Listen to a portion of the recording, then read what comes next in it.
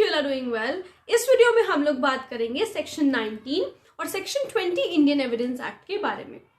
ये दो सेक्शंस भी हमें कौन कौन लोग एडमिशन कर सकते हैं इसी बारे में बताता है। तो सबसे पहले बात करते हैं सेक्शन 19 के बारे में। इसे थोड़ा सा ध्यान से सुनना क्योंकि इसका एग्जाम्पल बहुत ज्यादा इंटरेस्टिंग है। थोड़ा सा कंफ्यूजिंग हो सकता है, वैसे मैं पूरी कोशिश करूंगी कुछ भी कंफ्यूजन ना हो, ठीक है। तो सेक्शन 19 हमें बताता है person whose position must be proved as against the party to the suit. एक ऐसा पर्सन जिसकी पोजीशन प्रूव कर दी जाए against the party to the suit, तो ऐसा पर्सन भी एडमिशन कर सकता है। अभी बात नहीं समझ में आई होगी सिर्फ हेडिंग से, तो हम लोग इसे एक एग्जाम्पल समझते हैं। ये एग्जाम्पल आपके बेयर एक्ट में भी दिया हुआ है। तो सबसे पहले जो ये एग्जाम्पल है वो इस तरीके से है कि ए कलेक्ट्स रेंट फॉर बी। ए जो है वो बी के लिए, मतलब ऐसे समझो ए जो है वो बी का एजेंट है, ठीक है। वो बी के लिए रेंट कलेक्ट करता है किसी थर्ड पर्सन से। बी स्यूज ए, बी ने क्या किया, ए के खिलाफ सूट फाइल किया that A has failed to collect rent from C. उसने ए के खिलाफ सूट फाइल किया कि ए ने सी से रेंट का पैसा, किराए का पैसा नहीं लिया है। अब यहां पर जो सी की पोजीशन है वो प्रूव हो जाए अगर as the against the party to the suit, तो वो एडमिशन कर सकता है। C's position must be proved as against the party to the suit, मतलब सी की पोजीशन सूट की जो पार्टी है उसके अगेंस्ट प्रूव हो जाए। सी की पोजीशन उसके against party to the suit के अगेंस्ट जो है वो प्रूव हो जाए। फिर से एक बार समझो, एक ए पर्सन है वो बी के लिए रेंट कलेक्ट करता है, या फिर ए जो है वो बी का एजेंट है, ठीक है। अब बी ने ए के खिलाफ सूट फाइल कर दिया कि उसने सी से रेंट नहीं कलेक्ट किया है, उसने सी से रेंट नहीं कलेक्ट किया है। अब देखो यहां पर बात क्या है, यहां पर जो सी का एडमिशन है उसे माना जाएगा। भाई अगर सी कहे कि उसने मेरे से रेंट कलेक्ट किया है तो ए लाइबल नहीं होगा। अगर सी ऐसा कह देता है, अगर सी एक्सेप्ट कर लेता है कि उसने मेरे से रेंट कलेक्ट किया है, ए ने मेरे से रेंट कलेक्ट किया है, तो भाई ए लाइबल नहीं होगा।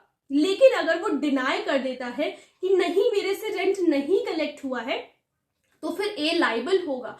तो यहां पर इसका कहने का मतलब क्या है कि सी जो है अंडर सेक्शन 19 एडमिशन कर सकता है। सी जो है अंडर सेक्शन 19 एडमिशन कर सकता है। क्यों? क्योंकि as against the party to the suit बात हो रही है। सी की पोजीशन कुछ ऐसी है which talks about the against the party to the suit, ठीक है। लाइबिलिटी ऑफ ए, अब जो ए की लाइबिलिटी है वो किस पे डिपेंड करती है, depends on whether C owed rent to B और नॉट।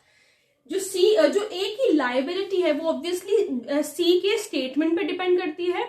वो कहेगा कि अगर इसने मेरे से रेंट लिया है तो फिर जो है वो खत्म हो जाएगी बात, ए लाइबल नहीं होगा। लेकिन अगर उसने मना कर दिया कि इसने मेरे से रेंट नहीं लिया है तो भाई ए लाइबल होगा, ठीक है। तो आई होप आप लोगों को ये एग्जाम्पल अच्छी तरीके से समझ में आया होगा।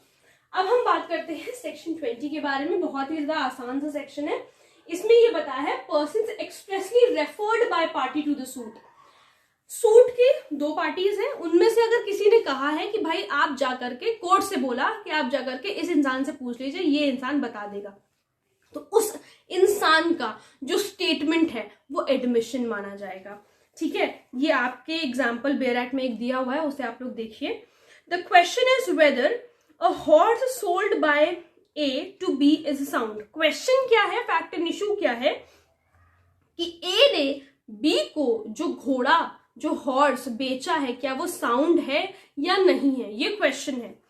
ए says to B go and ask C. A ने बी से कहा कि जाओ और सी से जाकर के पूछो। सी नोज ऑल अबाउट इट, सी को उस घोड़े के बारे में सब कुछ पता है। यहां पर जो सी का स्टेटमेंट है, सी स्टेटमेंट इज एन एडमिशन। यहां पर जो सी का स्टेटमेंट है वो एडमिशन माना जाएगा। यही बताया सेक्शन 20 में कि अगर पार्टी एक्सप्रेसली कह रही है कि भाई आप जाओ और उस बंदे से पूछो, उससे सब कुछ पता है इस बारे में, तो उसका एडमिशन अंडर सेक्शन 20, उस इंसान का एडमिशन अंडर सेक्शन 20 रेलेवेंट होगा, ठीक है। तो आई होप आप लोग को सेक्शन 19 और सेक्शन 20 इंडियन एविडेंस एक्ट अच्छी तरीके से समझ में आया होगा। अगर कोई प्रॉब्लम है तो please let me know in the comment section, और अगर आप लोग इस टॉपिक पे वीडियो देखना चाहते हैं तो वो भी प्लीज मुझे जरूर बताइएगा। Thank you so much.